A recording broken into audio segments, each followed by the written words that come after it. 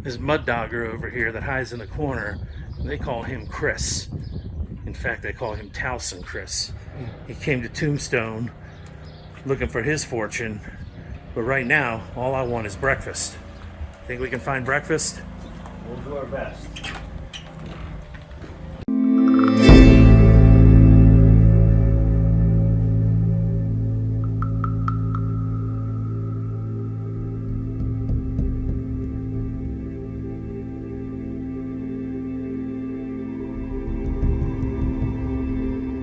All right, we're here looking at the Rambo mural. It's on the side of a gas station in Bowie, Arizona.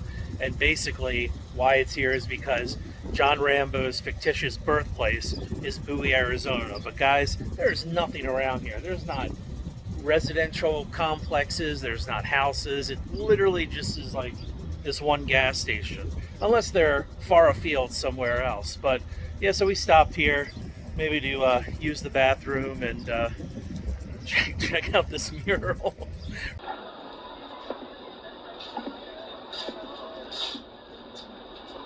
I'm no tourist. Here we go. John Rambo. I salute you, sir. My hat is off to you.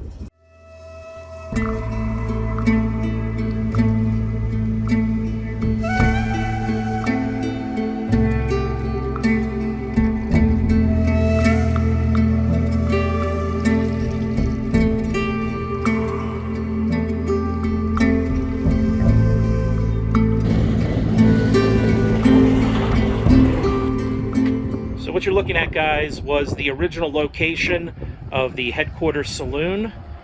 It stood here from the 1890s until it burned down in the 1940s.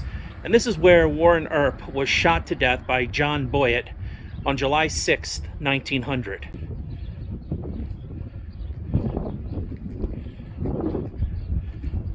They said that when Warren was shot, and because of this idea that he was so disliked in town, that they didn't even bother with a wake or anything. Ultimately, what they did was they buried him the same day in the Pioneers Cemetery. And that's kind of sad. I don't think he had many friends here, and not many people attended. It was just a matter of giving him a Christian burial. It seems that after the events in Tombstone, Warren kept finding himself in trouble. The newspapers have left us with a trail of at least 4 serious incidents involving the youngest Earp, from the mid-1880s all the way into the 1890s. Right, now we come to the most remote cemetery we'll probably visit during our trip. This is the Old City Cemetery, also known as the Pioneers Cemetery for Willcox. And inside this gate are the remains of Warren Earp. I think he's all the way at the back gate, or at the back fence, I should say. There it is right there, straight ahead. So there's some controversy about whether he was a lawman. He was a cattle lawman, meaning he was responsible at some point for working with the corporations to stop, illegal cattle rustling, from what I heard. But it's debated among Earp scholars whether that's just a position to save his reputation or whether he was just basically the town drunk.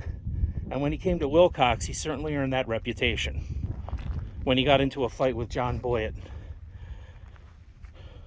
And it cost him his life. Yeah, I think these are like the patrons who set up this new grave monument here. Birdcage Theater Museum. Yeah.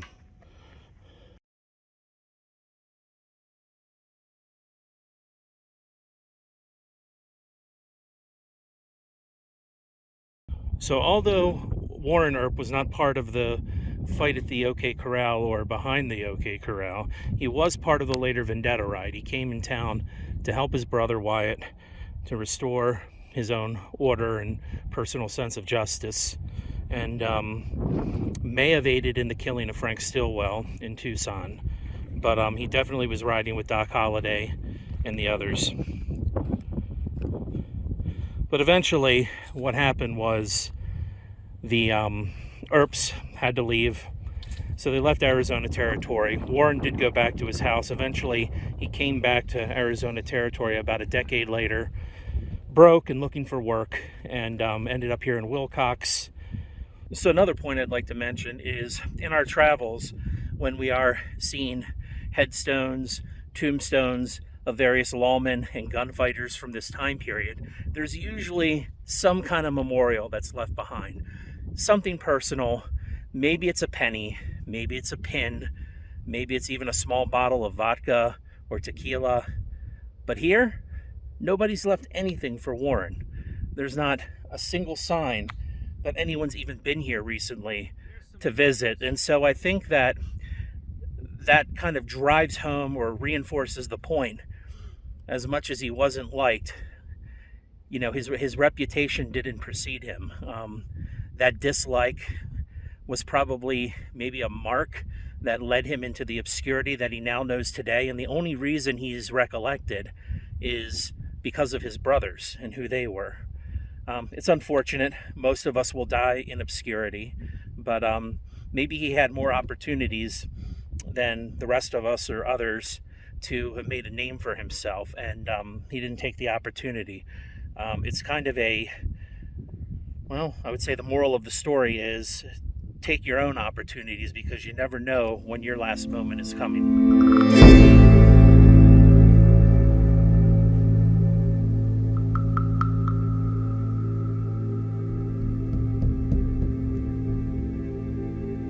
And just like that, we were on our way to Tombstone, traveling through some of the most beautiful desert country in the United States.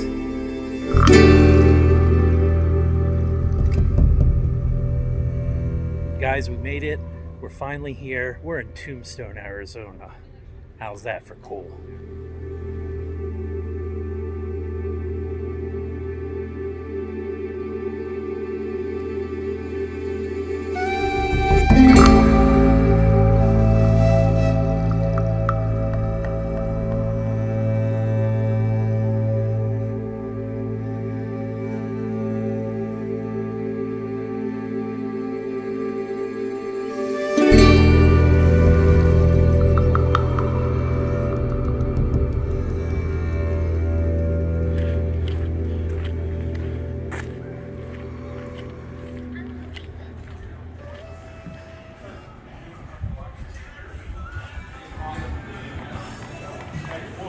Is Milt here?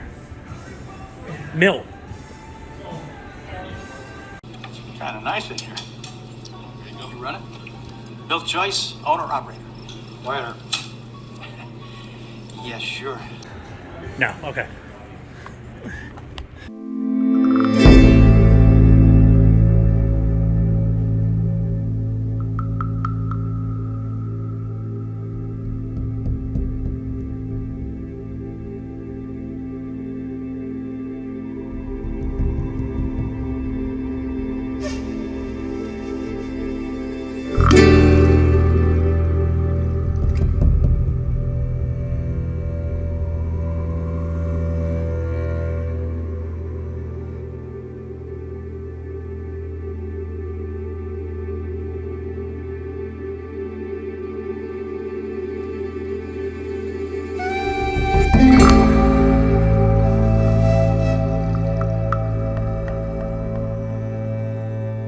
Well, if you didn't think it could get any better than this, when you come into Tombstone, there's a place you can stay. It's called the Tombstone Monument Ranch, and it's just a little ways out of town.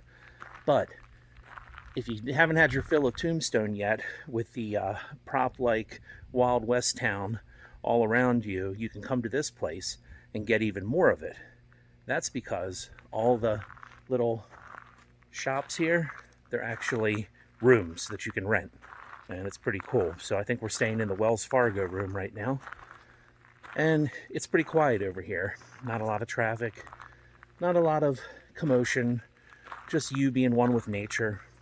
Oh, and you can also ride horses here, which is pretty cool. They have a horseback riding stable over here, and they'll take you out on the trails. It's known to be a nice area to do that. And you're also only about a 4-minute walk from the Ed Schieffelin Monument, the original founder of Tombstone, who staked the first claim here. So it's definitely worth a trip.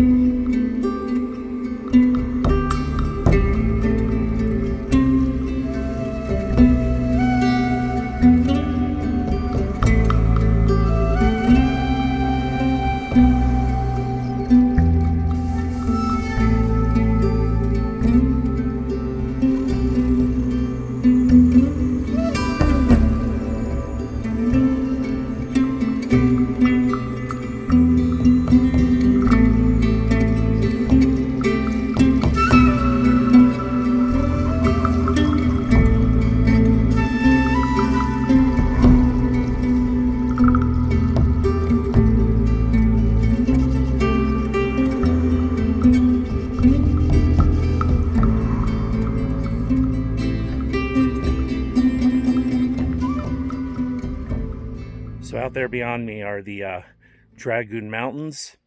This range played host to some of the most notorious Native Americans in the history of the Wild West.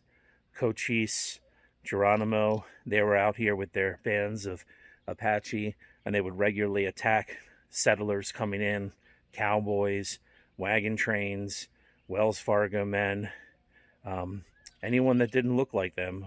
They were definitely more of the hostile sort of Native American tribes.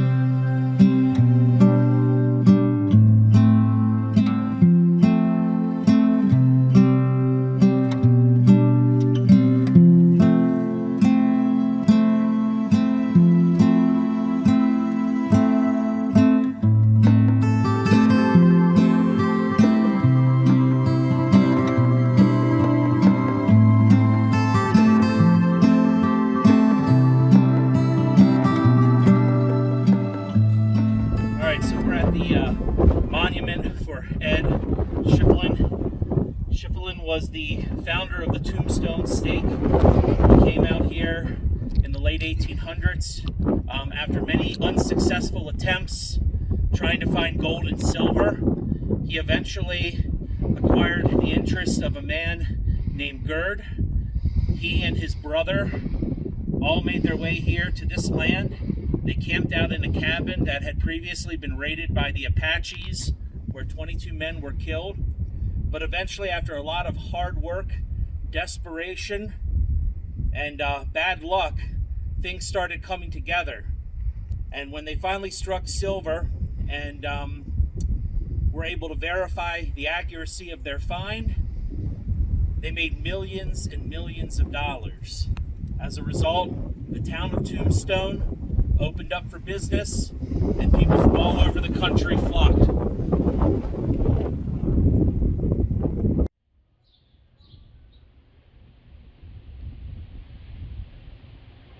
Who hasn't felt this way in today's political climate?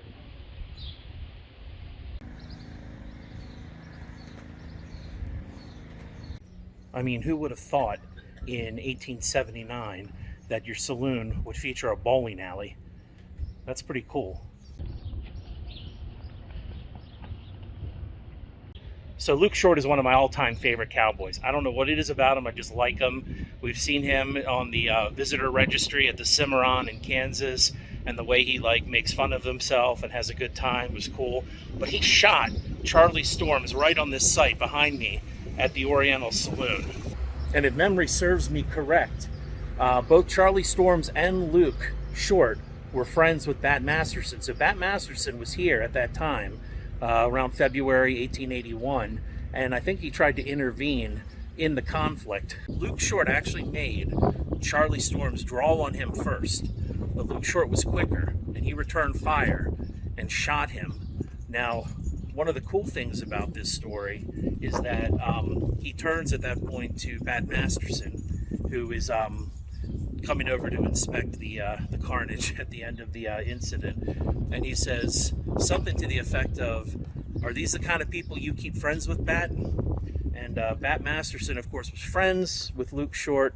He was friends with Charlie Storms, and I guess he really couldn't do anything at that point. It was just kind of one of those things. I do know that when Luke Short was taken before the judge for the charge of murder, that Bat Masterson did vouch for him, and that was a pretty cool thing to do. He must have put him in a real difficult position, being that he was friends with both of these guys.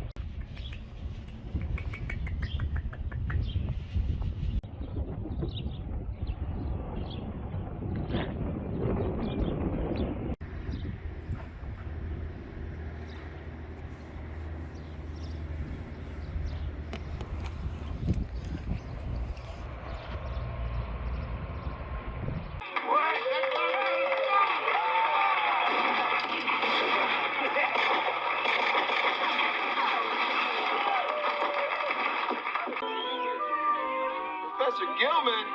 Oh, I seen him in Bisbee. He catches stuff. Hey, Professor, catch this. Give him a bath.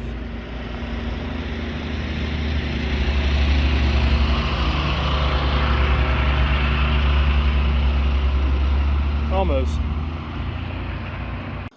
Curly Bill! Come on now. Well, howdy, Fred. Hand him over.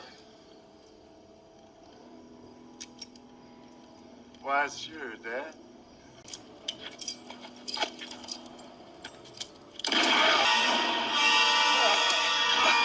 Fred?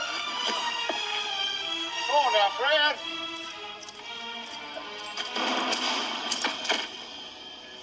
Got old Fred White. Shut Marshall!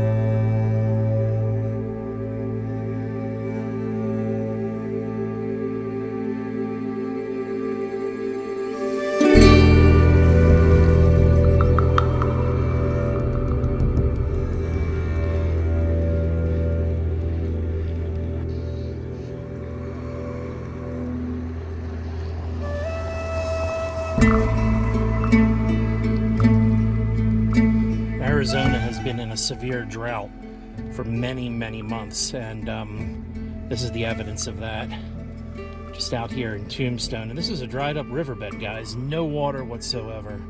The people of Arizona are used to this, but coming into the state, you don't expect to see much of this, and it's a sad fact. Thanks for traveling with Trey. Remember to like, subscribe, and comment, and stick around for part 2 of our Arizona adventure as we delve deeper into Tombstone, meet the Earp brothers, and Doc Holliday. Join us next time.